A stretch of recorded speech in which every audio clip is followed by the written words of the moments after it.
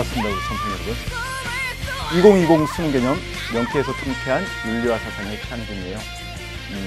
여러분 앞에 화면을 이렇게 영상을 간단하게 스티커를 좀 보시다가 저를 보고 많이 놀라셨을 텐데 저건 제가 이제 한 8년, 9년 전에 수능 강의를 할 때의 모습입니다. 상당히 좀 액션이 컸고 그랬었는데 그 스티커를 보면서 제가 얼굴이 좀 뻘개지는 걸 지금 이렇게 느끼다가 멘트를 못할 뻔했는데 예, 열정은 그대로입니다. 대신에 모습은 좀 바뀌었죠. 지금은 좀 더 완숙하고 세련되고 적중하는 모습으로 여러분들한테 다가가고 있어요. 제가 앞으로 30강 동안 여러분들하고 이제 윤리와 사상을 진행을 하게 될 텐데요. 먼저 여러분들 이 얘기를 한번 해보고 싶어요. 많은 수험 카페에 가면은 이제 우리 친구들이 그거 올리잖아. 누구 들어야 돼? 누가 좋아? 거기서 제 이름이 굉장히 많이 나올 거예요. 실제로 이건 자랑이 아니고 객관적 사실입니다. 거의 그런 얘기를 합니다. 왜 윤사는 그러면 최양진이어야만 하는가? 간단하게 제가 수강 후기를 보여드리면 많은 선생님들 모두 다 수강 후기를 가지고 있죠. 그럼 저는 이런 수강 후기가 있어요 라는 걸 이제 보여드리고 싶었던 게 아니에요. 올해 이제 대수능 이후에 올라온 수강 후기인데요. 재밌는 표현이 있어요. 어떤 표현이 나오냐면 이겁니다. 뭐 너무 잘 가르쳐요. 전 이런 얘기는 할 필요도 없고 할 이유도 없다라고 생각을 해요. 이 친구는요. 기본 개념을 전혀 몰랐던 친구입니다. 그래서 수능 2주 전부터 윤리를 시작했던 친구예요. 아이러니하지 않나요? 수능 2주 전에 윤리를 시작을 했대요. 10월 말에. 그런데 어떻게 결과가 나왔을까요? 예, 결과는 굉장히 좋았어요. 그래서 제가 일부러 결과 얘기는 넣지도 않았습니다. 이 친구 수능 제 강의 2주 딱 들었어요. 정말 열심히. 근데 2주 동안은 윤리만 했다라고 얘기를 하더라고요. 굉장히 좋은 결과가 나왔어요, 실제로. 그런데 이 친구가 이런 얘기를 하더라고요. 사설 사이트가 아니면 1등급 맞기 힘들지 않을까? 많이 그러잖아요. 돈 내고 듣는 애들을 따라갈 수 있을까? 누구나가 다 공감하는 얘기일 것 같아요. 불안해하지 말라잖아요. 왜? 여기 간증 사례, 간증이라는 건 뭐냐면 자기가 실제로 어때요? 경험한 사례가 있다는 얘기예요. 2주 동안 제 강의를 정말 정신없이 봤답니다. 완전 홀릭이었죠. 수능에서 거의 만점이 나왔어요. 그런데 또 하나 볼까요? 이 친구도 역시 특이한 그런 캐리어를 가지고 있던데요. 자, 봐봐요. 뭐라고 나오냐면 노베이스였어요. 이과에서 문과로 급하게 전향을 했습니다. 그랬는데 처음 선택한 강의가 제 강의였어요. 일단은. 근데 문과 수업을 한 번도 들은 적이 없었답니다. 이 친구는. 그런데 참 이 친구는 언제부터 들었냐면요. 윤활못은 뭐 윤리에 대해서 전혀 알지 못한다는 뜻 아닐까요? 그런데 여름방학부터 이 친구는 시작한 거예요. 그러니까 한 8월 정도부터 시작을 한 친구인 것 같아요. 그러니까 한 90일 정도 수강을 한 것 같아요. 뭐 결과는 당연히 만점이죠. 뭐 만점 나왔으니까 이제 이렇게 올린 친구들이 많으니까. 근데 그렇지 않았음에도 불구하고 올려주는 고마운 친구들이 많아요, 사실. 그러면서 이 친구가 무슨 얘기를 하냐면 학교 가서 윤활못이라고 놀렸던 애들 다 결과로 밟아주고 왔다. 뭐 이런 얘기는 뭐 여러분한테 뭐 드릴 필요는 없을 것 같고요. 이겁니다. 윤리에 대한 지식이 하나도 없었어요. 0에서 100으로 끌어올렸다. 어때요? 지금 전에 봤던 친구도 윤리에 대해서 아는 게 없었잖아요. 그렇죠? 이 친구도 마찬가지예요. 어떻게 이렇게 단기간에 만점이라는 결과를 이끌어낼 수 있을까요? 사설의 도움 없이도. 그거 여러분 한번 생각해 볼 필요 있지 않나요? 저는 솔직히 말씀을 드릴게요.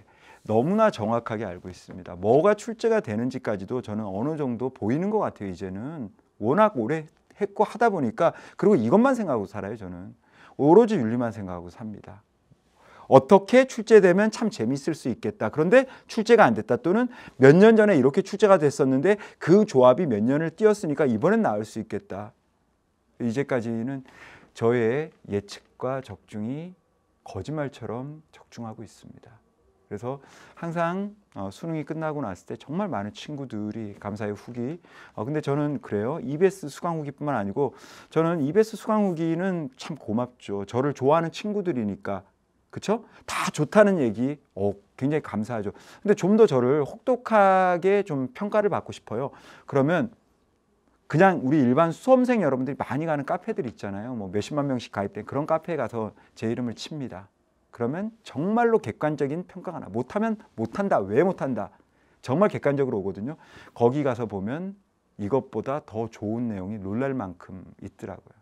왜 최항진이어야만 하는가에 대해서 저는 그런 우리 친구들이 제 노력과 제 성의, 제 정성에 대해서 너무나 잘 알아주고 있고 정확하게 평가하고 있음에 대해서 감사드리고, 또 그것이 제가 올해 역시 그러니까 2020 수능이겠죠.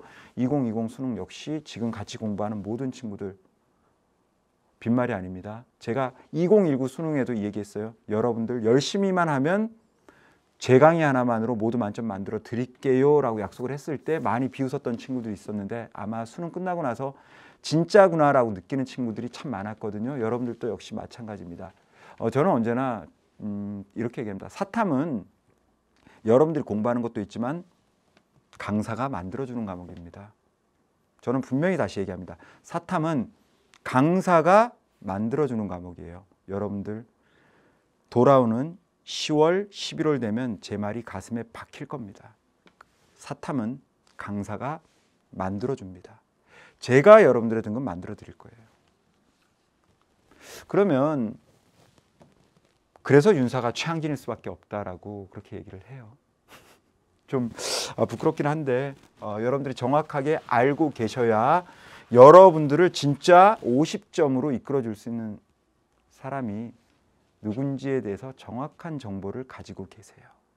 부탁을 드리고요. 더 자세한 내용은 여러분들이 많이 가는 수능 사이트 가서 제 이름을 치세요. 저에 대한 철저하게 객관적인 평가가 엄청나게 쏟아질 겁니다. 선택은 여러분들 몫입니다. 그렇다면 명쾌에서 통쾌한 윤리와 사상 어떠한 구성으로 되어 있을까요? 먼저 강좌 구성입니다. 강좌는요, 개념 강의는 판서입니다. 적용 강의는 두 가지죠. 1등급 선택지와 개념 활용하기. 우리 교재에 있죠. 쉽게 얘기하면 개념 파트는 제가 판서를 해드릴 거예요. 이 말은 뭘 얘기한다?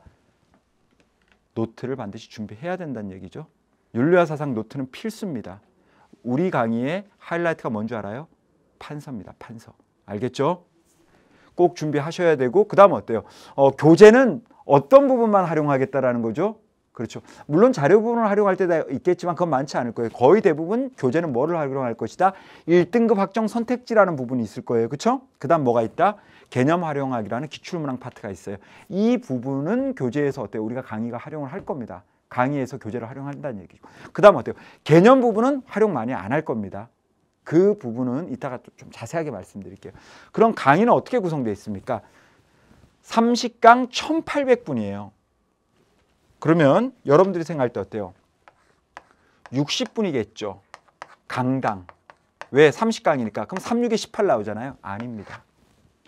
왜? 여러분들 보세요. 여러분들 보세요. 우리 윤리와 사상을 열심히 공부하는 최항진입니다. 여러분들과 함께 1분이면 다 자죠. 똑같아요. 어떻게 주제에 따라서 난도가 다르고, 그렇죠? 해줘야 되는 분량이 다른데 1강서부터 모든 강좌가 천편일률적으로 동일한 시간이라면 지금 제가 얘기한 이런 모습밖에 안 되지 않을까요? 우리 솔직히 툭 다 터놓고 얘기합시다. 인간의 특성 가지고 50분? 60분? 물론 나올 수도 있겠죠. 그러면 인간의 특성 또 50분이야? 그러면 어때요? 이황과 이희 선생 또 50분? 정말 분량이 같을까요? 우리가 준비해야 될 내용이 같아요? 아니잖아. 저는 올해 개념 강의에서 여러분들한테 명확하게 어때? 집중해야 될 곳과 또는 어때요? 우리가 가볍게 다루어서 넘어가도 되는 그런 어떤 파트, 거기에 대한 강의 구별을 명확히 좀 차별화시키고 싶어요.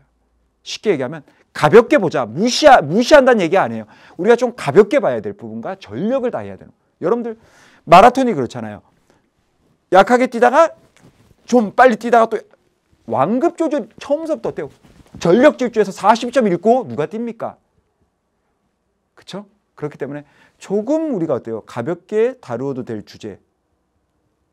그것과 다르게 어때요? 상당히 깊이까지 들어가야 되는 주제. 분명히 뭐다? 디퍼런트할 수밖에 없잖아요. 그걸 명확하게 구별을 하겠습니다. 그래서 조금 가볍게 다뤄야 될 주제는 40분, 50분. 좀 무겁게 가야 될 주제는 70분. 그 한강 안에 모든 걸 다 집어넣어 버릴 거예요. 그런 식으로 실질적으로 여러분들이 학습하는 데 있어서 도움이 될 수 있는 강좌를 저는 올해 구성을 해봤어요. 그래서 1800분 30강? 그럼 어때요? 60분, 강당 60분 아니라는 거예요. 어떤 강은 40분, 어떤 강은 50분, 어떤 강은 60분, 어떤 강은 70분입니다. 아주 버라이어티하게 여러분들한테, 그리고 어때요? 실질적으로 여러분들이 공부할 수 있게끔 강좌가 여러분들한테 제공이 될 거야. 제가 그랬죠? 사탐은, 특히 윤사는 저는 그렇게 생각합니다. 윤사 등급을 만드는 건 접니다. 제가 만들어 드릴 겁니다. 다음 볼게요. 강좌별, 주제별 강의 시간의 차별성. 형식적 강의 이제 끝이다. 바이바이입니다. 주제, 예를 들면 어떤 주제 딱 나오면 어때요? 예를 들어 퇴계, 율곡, 다산 나오죠. 그럼 저는 별 3개. 왜? 모두 다 출제가 잘 된다. 경중을 가릴 수가 없다라는 거야. 맞죠? 반면에 여러분도 어때요?